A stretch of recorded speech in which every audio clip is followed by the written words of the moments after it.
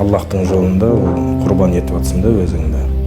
Jannatdagi qanday o'rin beretini, daraja beretini aytilganda o yerda.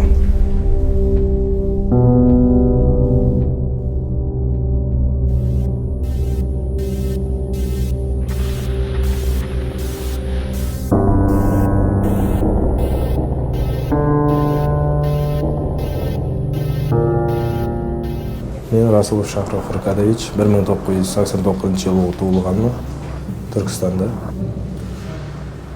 Dinga 2017-yili keldim. Abdullah Zufar Sodiq Samarqandi degan va'zlarni tinglab 7 yil merzinga sotlandim. Zufarning va'zlari shahid bo'lish oson emas.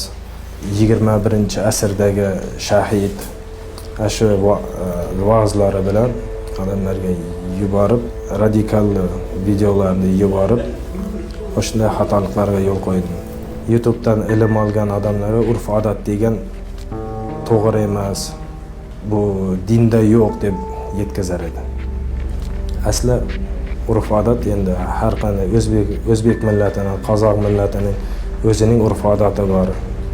Shu urf-odati bilan ilgaridan ota-bobolardan kelayotgan urf-odatlariga bo'ysunib yashash kerak. Hozirgi yoshlarga aytarim, ozodlikda yurganda ozodlikning qadriga yetishni. Birinchi, keyin ota-onani qadriga yetishni, oilani, do'stlarini, o'zini, qo'shgan o'rtani qadriga yetishni nasihat qilaman.